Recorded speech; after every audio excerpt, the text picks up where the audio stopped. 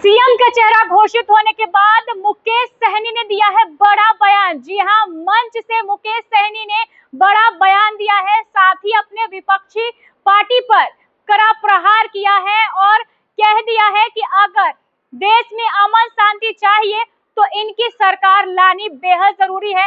साथ ही बिहार को लेकर भी उन्होंने कई बातें कही है। क्या कुछ कह रहे हैं मुकेश सहनी हम आपको सुनाएंगे, लेकिन सबसे पहले स्वागत है आप सभी का फर्स्ट बिहार झारखंड में और मैं हूँ आपके साथ मोना तिवारी। बिहार में विधानसभा के चुनाव है, ऐसे में महागठबंधन ने मुकेश सहनी को डिप्टी सीएम का फेस घोषित कर दिया है और ये भी कहा है कि आने वाले वक्त में एक और डिप्टी सीएम हो सकता है। अब इसको लेकर मुकेश सहनी ने आज से चुनाव प्रचार अभियान का जिम्मा संभाल लिया है, चुनाव प्रचार कर रहे हैं। इसी बीच चुनाव प्रचार करने के दौरान उन्होंने कहा है, देश में अगर अमन चैन चाहिए तो महागठबंधन की सरकार आनी चाहिए। इस दौरान उनके साथ मंच पर नेता प्रतिपक्ष तेजस्वी यादव भी थे और दोनों ही नेताओं ने जनता को संबोधित किया और अपने अपने प्रत्याशी के समर्थन में जनता से वोट भी मांगे।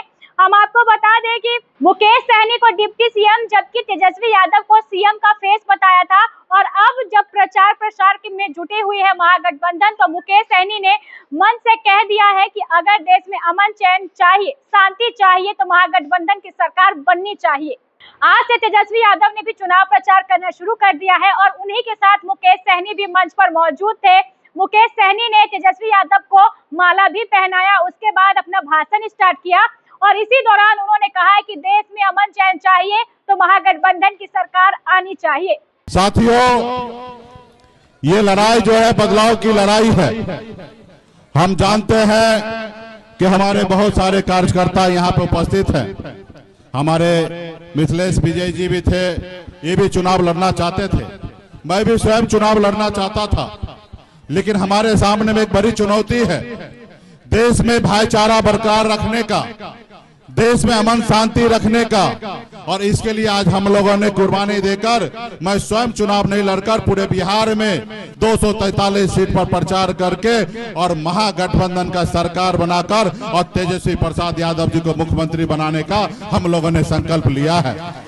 और मैं आदरणीय राहुल गांधी जी, सोनिया मैडम जी और आदरणीय लालू प्रसाद यादव जी को मैं धन्यवाद देता हूं कि आपने हम पे भरोसा कर एक आजाद भारत में 77 साल बाद पहली बार एक मछुआरा का बेटा केवट महाराज के वंशज को आपने बिहार में डिप्टी सीएम का नाम का आपने घोषणा किया। इसके लिए मैं तहे दिल से धन्यवाद देता हूं। और हम अपने पार्टी के सभी कैडर को कहना चाहूंगा कि कुछ भी नहीं सोचना है। आपको जो मौका मिला है, ये आजाद भारत में पहली बार ऐसा मौका मिला है। हर सीट पर अपने आप को सोचिए कि हर सीट वीआईपी का है और मजबूती से हर सीट को जिताकर पटना में भेजने का काम कीजिए और अपनी सरकार बनाइए। साथियों, सरकार बनाइए। ये पहला बार ऐसा मौका मिला है। ये देश में जो सरकार है जुमले की सरकार है, जो आप सब जानते हैं कि मोदी जी जो बोलते हैं वो कभी करते नहीं हैं और जो करते हैं वो कभी बोलते नहीं है। साथियों, कभी बोलते नहीं है। आज उन्होंने युवा से झूठ बोलकर उन्होंने देश में सरकार बना लिया। आज उसी तरीके से नीतीश कुमार जी आपके हमारे बिहार के मुख्यमंत्री हैं, लेकिन आप सबको पता है कि वो अस्वस्थ है। इस देश के राज्य में मुख्यमंत्री अगर बनना है तो दो प्रक्रिया है, उससे पार करना पड़ता है।